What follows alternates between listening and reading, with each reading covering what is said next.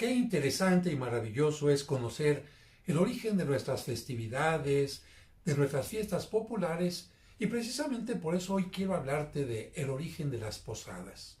Pero para que entiendas ampliamente la ocurrencia que tuvo Fray Diego de Soria, un religioso agustino, tenemos que hablar de otros puntos. Vamos a comenzar primero hablando de la importancia del sol. ¿Te imaginas qué pasaría si un día el sol ya no iluminara? Si un día el sol ya no nos diera su calor, evidentemente todo sería obscuridad, frío, la tierra no nos daría cosechas. Por esta razón, todas las culturas, todas absolutamente, le dieron culto al sol en un determinado momento, le pusieron algún nombre, y esto sucedió no solamente en Roma, en nuestras tierras, sino en muchos otros lugares. El nacimiento del sol se veía entonces como algo maravilloso, y no solamente me refiero a cuando el sol va levantándose en la mañana, que parece precisamente que va naciendo, porque en el ocaso es cuando parece que va muriendo, sino porque también tenemos distintas estaciones durante el año, y los observadores de aquel tiempo, que lo tenían que observar para calcular el tiempo de cosechas, el tiempo de frío, el tiempo de siembra, se dieron cuenta que en lo que conocemos ahora como el solsticio de invierno, el sol parecía triunfar. ¿Por qué? Porque tú sabes que en el verano las cosas son distintas. A partir del verano, ¿qué pasa con los días? Los días empiezan a ser más cortos, más cortos, más cortos, más cortos, y las noches más largas, más largas, más largas. La última noche, entonces ellos calcularon la última noche más larga, más oscura, calcularon que iba entre el 20 y el 25 de diciembre. De hecho, el solsticio actualmente se considera que se realiza entre el 20 y 23 de diciembre, pero como los datos no eran tan exactos, entonces pensaban que el nacimiento del sol, el solsticio de invierno, se llevaba a cabo entre el 20 y el 25-26 de diciembre. Precisamente a ese tiempo del solsticio de invierno le dieron la importancia de la festividad, es decir, festejar en ese tiempo el nacimiento del sol. Voy a Roma ahora en concreto. En Roma, en el Imperio Romano, celebraban el sol invicto en este tiempo del solsticio, que significaba, aunque la noche parecía que iba a vencer al sol, el sol venció. Bien, los primeros cristianos tomaron provecho de esta festividad. Recuerda que los primeros cristianos, y cambio de tema en este momento para unirlo a lo que estamos viendo, los primeros cristianos, la principal fiesta que celebraron, y durante mucho tiempo, hasta el siglo IV, fue la Pascua, la resurrección de Cristo, porque es de hecho lo más importante para el cristiano. Y hacia el siglo IV ya tuvieron la idea de celebrar también el nacimiento de Cristo. Dijeron, bueno, celebramos que Cristo resucita cada año y cada domingo, porque cada domingo celebramos la Pascua. Pero, ¿por qué no agradecerle también a Dios que un día Cristo vino al mundo, que se encarnó en María Santísima y que ella lo dio a luz, que el Salvador comenzó su vida terrena? Lamentablemente, para ese tiempo ya no acordaba nadie, ya nadie se acordaba, ya no había ningún testigo del momento en que había nacido Cristo. Y si bien el Evangelio de San Lucas nos habla de el tiempo del César Augusto, pues nos habla de la época, pero no del día, ni del mes, ni de la hora.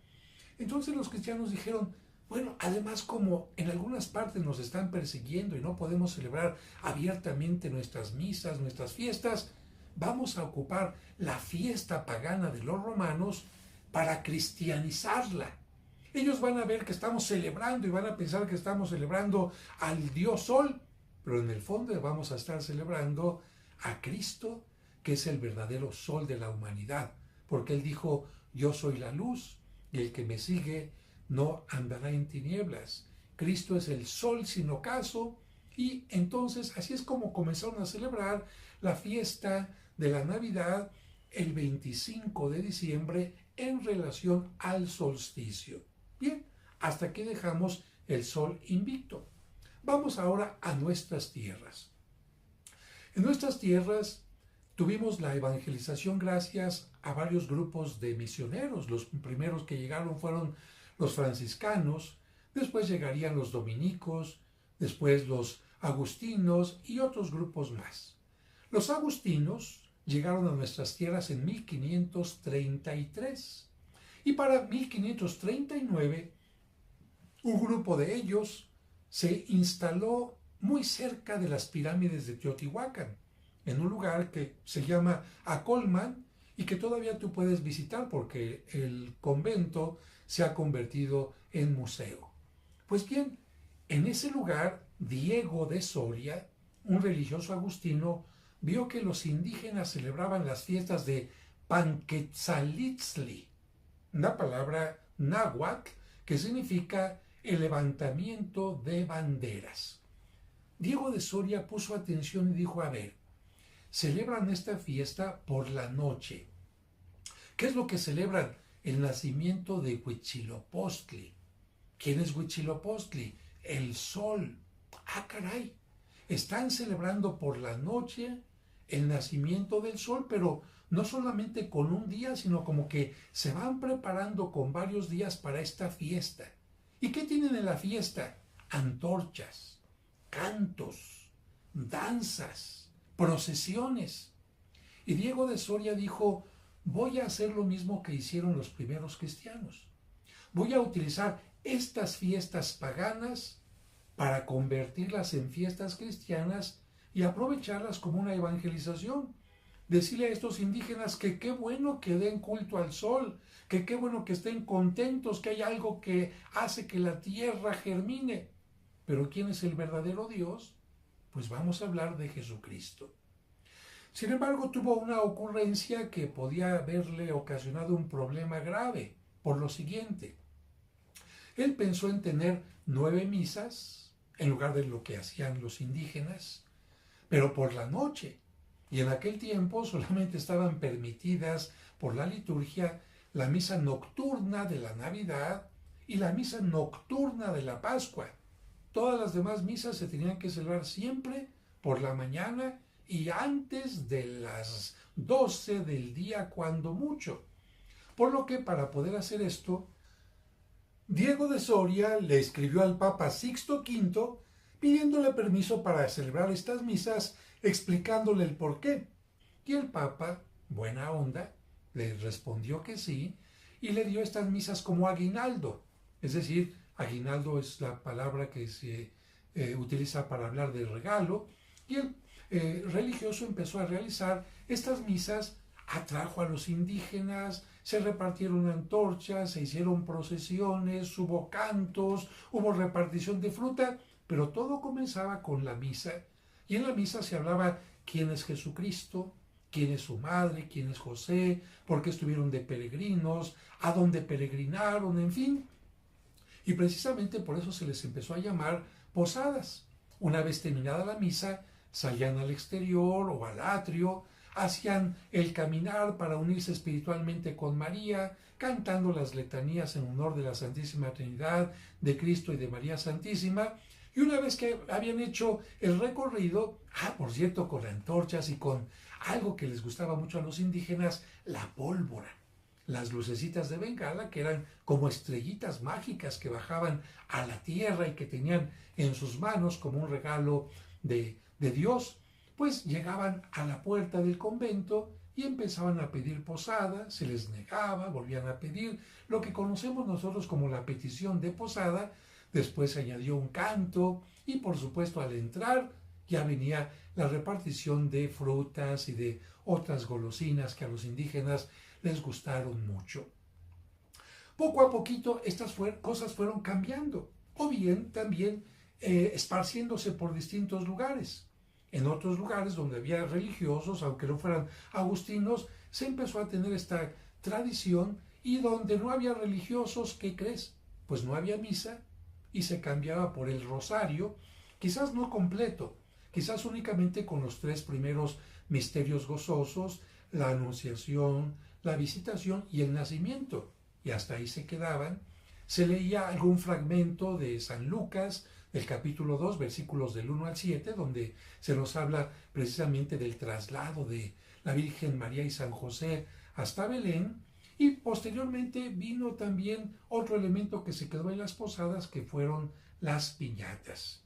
Bien, ese fue el esquema que conformó las posadas. Solsticio de invierno, 25 de diciembre.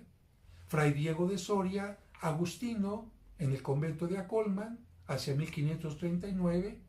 Petición al Papa Sixto IV, aceptación de la petición, y entonces utilizar los elementos prehispánicos para cristianizarlos y de esta manera convertirlo en lo que nosotros conocemos como las posadas.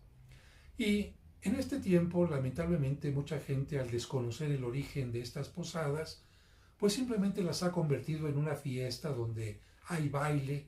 Y yo creo que no es malo el baile, la convivencia, pero hay que regresar un poquito a esta preparación que nos permite llegar a la Navidad con una mente y un corazón bien dispuestos.